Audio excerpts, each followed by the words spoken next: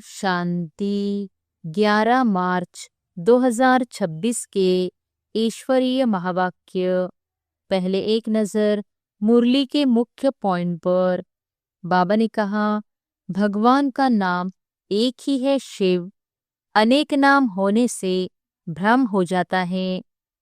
शिव और शंकर अलग अलग है, जैसे लक्ष्मी और नारायण अलग है। आत्मा एक सूक्ष्म चमकता हुआ सितारा है जो भ्रुकुटी के बीच में स्थित है। पतित पावन केवल एक बाप शिव है, गंगा आदि नदियां नहीं। बाप का संदेश है, मामेकम याद करो, अर्थात एक बाप को याद करो। और फिर बाबा ने कहा, सच्चा योग यही है, देह और देहधारियों से बुद्धि हटाकर एक बाप से जोड़ना। याद में ही मुख्य रेस है, जितनी याद उतना ऊंचा पद। पाप छिपाने से पाप बढ़ता है, सच बताने से हल्के हो जाते हैं और श्रीमत मिलती है। माया बड़े बड़े महारथियों को भी गिराने की कोशिश करती है, इसलिए बहादुर बनना है। पवित्रता और सच्चाई ब्राह्मण जीवन की मुख्य नींव है। और फिर लास्ट में बाबा ने कहा, अतीन्द्रिय सुख वही अनुभव करते हैं जो सच्चे दिल से बाप को याद करते हैं। जो जैसा कर्म करता है वैसा फल भोगता है, यह अटल नियम है। श्रीमत पर चलने से ही खाता अच्छा बनता है, देह अभिमान से खाता खराब होता है। ब्रह्मा द्वारा विष्णुपुरी स्वर्ग की स्थापना होती है और हम शिव बाबा से उनके द्वारा वर्षा लेते हैं। और अब सुनते हैं महावाक्यों को विस्तार से। मुरली का सार। मीठे बच्चे, याद की यात्रा में रेस करो तो पुण्य आत्मा बन जाएंगे, स्वर्ग की बादशाही मिल जाएगी। प्रश्न है, ब्राह्मण जीवन में अगर अतीन्द्रिय सुख का अनुभव नहीं होता है तो क्या समझना चाहिए? उत्तर है, जरूर सूक्ष्म में भी कोई न कोई पाप होते हैं। देह अभिमान में रहने से ही पाप होते हैं, जिस कारण उस सुख की अनुभूति नहीं कर सकते हैं। अपने को गोप गोपियां समझते हुए भी अतीन्द्रिय सुख की भासना नहीं आती। जरूर कोई भूल होती है, इसलिए बाप को सच बतलाकर श्रीमत लेते रहो। ओम शांति। निराकार भगवान वॉच। अब निराकार भगवान कहा ही जाता है शिव को। उनके नाम भले कितने भी भक्ति मार्ग में रखे हैं, ढेर नाम है तभी तो विस्तार है। बाप खुद आकर बतलाते हैं कि हे बच्चे, मुझ अपने बाप शिव को तुम याद करते आए हो। हे पतित पावन, नाम तो जरूर एक ही होगा, बहुत नाम चल न सके। शिवाय नमः कहते हैं तो एक ही शिव नाम हुआ, रचता भी एक हुआ। बहुत नाम से तो मूंझ जाए। जैसे तुम्हारा नाम पुष्पा है, उसके बदले में तुमको शीला कहे तो तुम रिस्पॉन्ड करेंगी नहीं, समझेंगी और किसी को बुलाते हैं। यह भी ऐसी बात हो गई। उसका नाम एक है, परंतु भक्ति मार्ग होने कारण, बहुत मंदिर बनाने कारण किस्म किस्म के नाम रख दिए हैं। नहीं तो नाम हर एक का एक होता है। गंगा नदी को जमुना नदी नहीं कहेंगे। कोई भी चीज का एक नाम प्रसिद्ध होता है, यह शिव नाम भी प्रसिद्ध है। शिवाय नमः गाया हुआ है। ब्रह्मा देवताय नमः, विष्णु देवताय नमः। फिर कहते शिव परमात्माय नमः, क्योंकि वह है ऊंचते ऊंच, मनुष्यों की बुद्धि में रहता है। ऊंचते ऊंच निराकार को कहते हैं, उनका नाम एक ही है। ब्रह्मा को ब्रह्मा, विष्णु को विष्णु ही कहेंगे। बहुत नाम रखने से मूंझ जाएंगे। रिस्पॉन्ड ही नहीं मिलता है और न उनके रूप को भी जानते हैं। बाप बच्चों से ही आकर बात करते हैं, शिवाय नमः कहते हैं तो एक नाम ठीक है, शिव शंकर कहना भी रॉन्ग हो जाता है।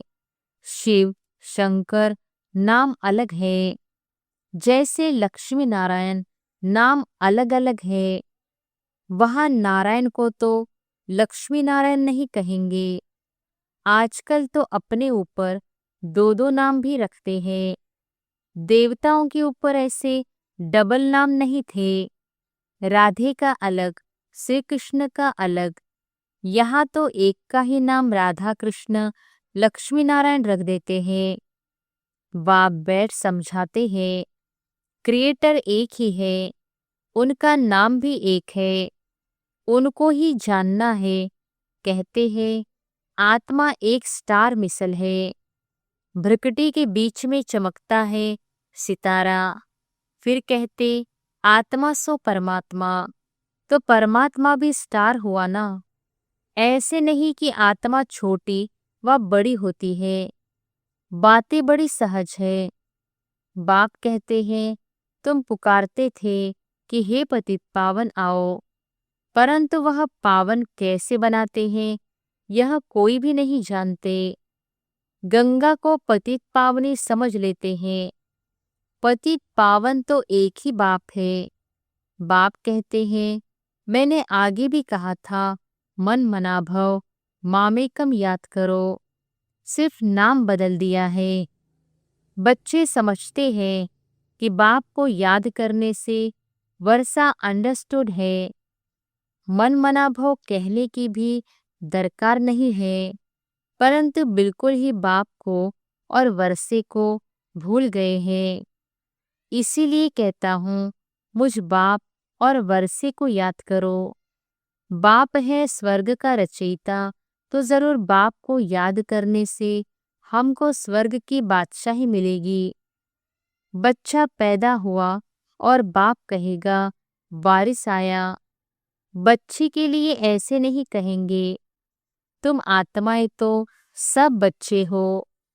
कहते भी है आत्मा एक स्टार है। फिर अंगुष्ठ मिसल कैसे हो सकती? आत्मा इतनी सूक्ष्म चीज है, इन आँखों से देखने में नहीं आती। हाँ, उनको दिव्य दृष्टि से देखा जा सकता है, क्योंकि अव्यक्त चीज है। दिव्य दृष्टि में चैतन्य देखने में आया, फिर गायब हो गया। मिला तो कुछ भी नहीं, सिर्फ खुश हो जाते हैं। इसको कहेंगे भक्ति का अल्प सुख। यह है भक्ति का फल। जिसने बहुत भक्ति की है, उनको ऑटोमेटिकली कायदे अनुसार इस ज्ञान से फल मिलना होता है। ब्रह्मा और विष्णु इकट्ठा दिखाते हैं। ब्रह्मा से विष्णु भक्ति का फल विष्णु के रूप में मिल रहा है, राजाई का। विष्णु व श्री कृष्ण का साक्षात्कार तो बहुत किया होगा, परंतु समझा जाता है भिन्न भिन्न नाम रूप में भक्ति की है। साक्षात्कार को योग व ज्ञान नहीं कहा जाता। नौदा भक्ति से साक्षात्कार हुआ। अभी साक्षात्कार न भी हो तो हर्जा नहीं। एम ऑब्जेक्ट है ही मनुष्य से देवता बनने की। तुम देवी देवता धर्म के बनते हो, बाकी पुरुषार्थ कराने के लिए बाप सिर्फ कहते हैं और संग बुद्धि का योग हटाओ। देह से भी हटाए, बाप को याद करो। जैसे आशिक माशुक काम भी करते रहते हैं, परंतु दिल माशुक से लगी रहती है। बाप भी कहते हैं मामेकम याद करो, फिर भी बुद्धि और तरफ भाग जाती है। अभी तुम जानते हो हमको उतरने में एक कल्प लगा है। सतयुग से लेकर सीढ़ी उतरते हैं, थोड़ी थोड़ी खाद पड़ती रहती है। सतों से तमो बन जाते हैं, फिर अब तमो से सतो बनने के लिए बाप जंप कराते हैं। सेकंड में तमोप्रधान से सत्वप्रधान। तो मीठे मीठे बच्चों को पुरुषार्थ करना पड़े। बाप तो शिक्षा देते ही रहते हैं। अच्छे अच्छे सेंसिबल बच्चे खुद अनुभव करते हैं बरोबर बहुत डिफिकल्ट है। कोई बताते हैं, कोई तो बिल्कुल बताते नहीं। अपनी अवस्था का बताना चाहिए। बाप को याद ही नहीं करते तो वर्षा कैसे मिलेगा। कायदे से याद नहीं करते, समझते हैं हम तो शिव बाबा के हैं ही। याद न करने से गिर पड़ते हैं। बाप को निरंतर याद करने से खाद निकलती है। अटेंशन देना पड़ता है। जब तक शरीर है तब तक पुरुषार्थ चलता रहेगा। बुद्धि भी कहती है, याद घड़ी घड़ी भूल जाती है। इस योग बल से तुम बादशाही प्राप्त करते हो। सब तो एक जैसे दौड़ी पहन नहीं सकते। लॉ नहीं कहता, रेस में भी जरा सा फर्क पड़ जाता है। नंबर 1 फिर प्लस में आ जाते हैं। यहाँ भी बच्चों की रेस है। मुख्य बात है याद करने की। यह तो समझते हो हम पाप आत्मा से पुण्य आत्मा बनते हैं। बाप ने डायरेक्शन दिया है। अभी पाप करने से वह 100 गुना हो जाएगा। बहुत है जो पाप करते हैं, बताते नहीं हैं, फिर वृद्धि होती जाती है, फिर अंत में फेल हो पड़ते हैं। सुनाने में लज्जा आती है। सच न बताने से अपने को धोखा देते हैं। कोई को डर लगता है बाबा हमारी यह बात सुनेंगे तो क्या कहेंगे। कोई तो छोटी भूल भी सुनाने आ जाते हैं, परंतु बाबा उनसे कहते हैं बड़ी बड़ी भूल तो बहुत अच्छे अच्छे बच्चे करते हैं। अच्छे अच्छे महारथियों को भी माया छोड़ती नहीं है। माया पहलवानों को ही चक्र में लाती है। इसमें बहादुर बनना पड़े। झूठ तो चल न सके। सच बताने से हल्के हो जाएंगे। कितना भी बाबा समझाते हैं फिर भी कुछ न कुछ चलता ही रहता है। अनेक प्रकार की बातें होती हैं। अब जबकि बाप से राज्य लेना है तो बाप कहते हैं कि बुद्धि और तरफ से हटाओ। तुम बच्चों को अभी नॉलेज मिली है। 5000 वर्ष पहले भारत स्वर्ग था। तुम अपने जन्मों को भी जान गए हो। कोई का उल्टा सुल्टा जन्म होता है, उसको डिफेक्टेड कहा जाता है। अपने कर्मों अनुसार ही ऐसा होता है। बाकी मनुष्य तो मनुष्य ही होते हैं।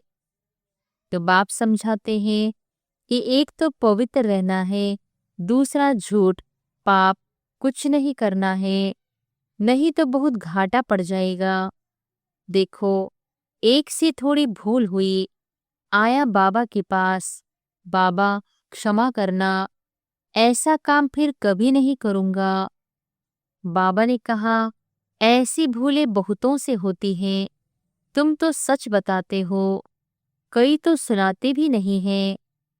कोई कोई फर्स्ट क्लास बच्चियां हैं, कभी भी कहाँ बुद्धि जाती नहीं। जैसे बम्बई में निर्मला डॉक्टर है, नंबर 1, बिल्कुल साफ दिल, कभी दिल में उल्टा ख्याल नहीं आएगा, इसलिए दिल पर चढ़ी हुई है। ऐसे और भी बच्चियां हैं। तो बाप समझाते हैं सिर्फ सच्ची दिल से बाप को याद करो। कर्म तो करना ही है। बुद्धि योग बाप से लगा रहे। हाथ काम तरफ, दिल यार तरफ। वह अवस्था पिछाड़ी की है। जिसके लिए ही गाते हैं अतीन्द्रिय सुख। गोप गोपियों से पूछो जो इस अवस्था को पाते हैं। जो पाप कर्म करते हैं उनकी यह अवस्था होती नहीं। बाबा अच्छी तरह जानते हैं, तब तो भक्ति मार्ग में भी अच्छे व बुरे कर्म का फल मिलता है। देने वाला तो बाप है ना। जो किसको दुख देंगे तो जरूर दुख भोगेंगे। जैसा कर्म किया है तो भोगना ही होगा। यहाँ तो बाप खुद हाजिर है, समझाते रहते हैं, फिर भी गवर्नमेंट है। धर्मराज तो मेरे साथ हुआ ना। इस समय मेरे से कुछ भी छिपाओ नहीं। ऐसे नहीं कि बाबा जानता है। हम शिव बाबा से दिल अंदर क्षमा लेते हैं, कुछ भी क्षमा नहीं होगा। पाप कभी भी किसका छिपा नहीं रहेगा। पाप करने से दिन प्रतिदिन पाप आत्मा बनते जाते हैं। तकदीर में नहीं है तो फिर ऐसा ही होता है। रजिस्टर खराब हो जाता है। एक बार झूठ बोलते हैं, सच नहीं बताते, समझा जाता है ऐसा काम करते ही रहते हैं। झूठ कभी छिप नहीं सकता। बाप फिर भी बच्चों को समझाते हैं, कख का चोर सो लख का चोर कहा जाता है। इसलिए कहना चाहिए ना कि हमसे यहाँ दोष हुआ। जब बाबा पूछते हैं तब कहते हैं भूल हो गई। आप पे ही खुद क्यों नहीं बताते। बाबा जानते हैं बहुत बच्चे छुपाते हैं। बाप को सुनाने से श्रीमत मिलेगी। कहाँ से चिट्ठी आती है, पूछो क्या जवाब देना है। सुनाने से श्रीमत मिलेगी। बहुतों में कोई गंदी आदत है तो वह छिपाते हैं। कोई को लौकी घर से मिलता है, बाबा कहते भला पहनो, तो फिर रिस्पॉन्सिबल बाबा हो गया। अवस्था देखकर किसको कहता हूँ यज्ञ में भेज दो। तुमको बदली करके दे तो ठीक है, नहीं तो वह याद रहेगा। बाबा बहुत खबरदार करते हैं। मार्ग बहुत ऊंचा है। कदम कदम पर सर्जन की राय लेनी है। बाबा शिक्षा ही देंगे कि ऐसे ऐसे चिट्ठी लिखो तो तीर लगेगा। परंतु देह अभिमान बहुतों में है।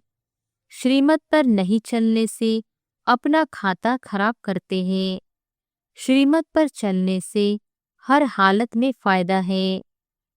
रास्ता कितना सहज है। सिर्फ याद से तुम विश्व का मालिक बनते हो।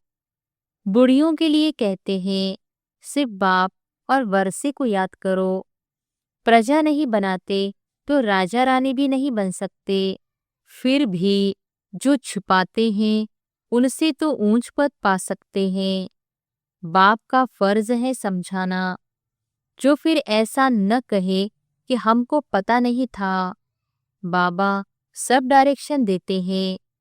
भूल को झट बताना चाहिए, हर्जा नहीं, फिर नहीं करना। इसमें डरने की बात नहीं, प्यार से समझाया जाता है। बाप को बताने में कल्याण है। बाप पुचकार दे प्यार से समझाएंगे, नहीं तो दिल से एकदम गिर पड़ते हैं। इनकी दिल से गिरा तो शिव बाबा के दिल से भी गिरा।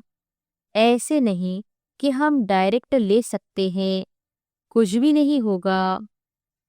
जितना समझाया जाता है बाप को याद करो, उतना बुद्धि बाहर तरफ भागती रहती है।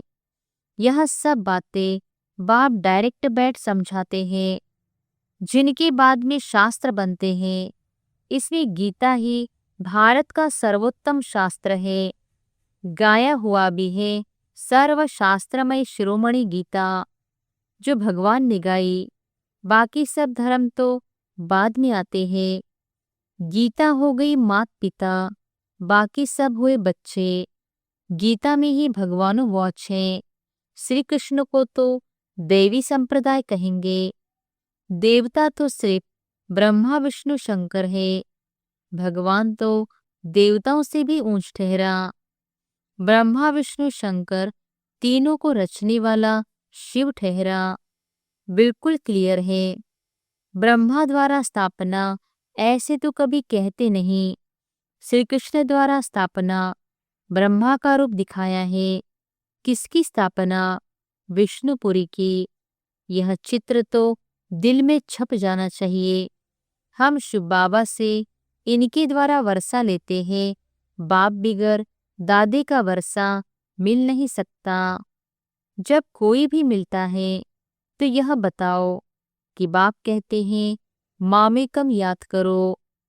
अच्छा, मीठे मीठे सिकिलधे बच्चों प्रति माता पिता बाप दादा का याद प्यार और गुड मॉर्निंग। रूहानी बाप की रूहानी बच्चों को नमस्ते। धारणा के लिए मुख्य सार। पहली पॉइंट, मंजिल बहुत ऊंची है, इसलिए कदम कदम पर सर्जन से राय लेनी है। श्रीमत पर चलने में ही फायदा है, बाप से कुछ भी छिपाना नहीं है। दूसरी पॉइंट, देह और देहधारियों से बुद्धि का योग हटाए एक बाप से लगाना है।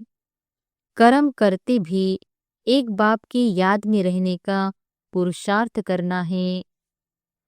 वरदान है, सदा एकरस संपन्न मूड में रहने वाले पुरुषार्थी सो प्रालब्धि स्वरूप भव। सदा एकरस संपन्न मूड में रहने वाले पुरुषार्थी सो प्रालब्धि स्वरूप भव। बाप दादा वतन से देखते हैं कि कई बच्चों के मूड बहुत बदलते हैं। कभी आश्चर्यवंत की मूड, कभी क्वेश्चन मार्क की मूड, कभी कंफ्यूज की मूड, कभी टेंशन, कभी अटेंशन का झूला। लेकिन संगम युग प्रालब्धि युग है, न कि पुरुषार्थी। इसलिए जो बाप के गुण वही बच्चों के, जो बाप की स्टेज वही बच्चों की। यही है संगम युग की प्रालब्ध। तो सदा एक रस, एक ही संपन्न मूड में रहो, तब कहेंगे बाप समान अर्थात प्रालब्धि स्वरूप वाले। स्लोगन है, बाप दादा के हाथ में बुद्धि रूपी हाथ हो तो परीक्षाओं रूपी सागर में हिलेंगे नहीं। बाप दादा के हाथ में बुद्धि रूपी हाथ हो तो परीक्षाओं रूपी सागर में हिलेंगे नहीं। ये अव्यक्त इशारे निश्चय के फाउंडेशन को मजबूत कर सदा निर्भय और निश्चिंत रहो। फेथफुल की पहली निशानी है हर सेकंड, हर कदम श्रीमत पर एक्यूरेट चलना। एक्यूरेट मूर्ति बनना अर्थात हेमर लगना। हेमर से ही तो उसे ठोक ठोक करके ठीक करते हैं। आप लोग तो हेमर खाने के अनुभवी हो गए हो। नथिंग न्यू, खेल लगता है ना। देखते रहते हो और मुस्कुराते रहते हो, दुआएं देते रहते हो। हीरो एक्टर अर्थात एक्यूरेट पाठ बजाने वाले, निश्चय बुद्धि, निश्चित आत्मा। नोट है, आज हम सबके अति प्रिय बाप दादा के नूरे रतन अपने दिल तख्त पर बाप दादा को बिठाने वाली मीठी दादी गुलजार जी के पुण्य स्मृति दिवस पर हम सब ब्राह्मण कुलभूषण भाई बहनें उनके द्वारा प्यारे अव्यक्त बाप दादा की जो पालना मिली है, उस पालना का रिटर्न देने के लिए शुभ संकल्प ले। जैसे दादी जी ने हर कदम श्रीमत पर एक्यूरेट चलकर सदा अपने मुस्कुराते हुए चेहरे से सबको दुआएं दी और दुआएं ली, एक्यूरेट पाठ बजाया, ऐसे हम सभी उनके पद चिन्हों पर चलकर उन्हें अपने स्नेह सुमन अर्पित करें।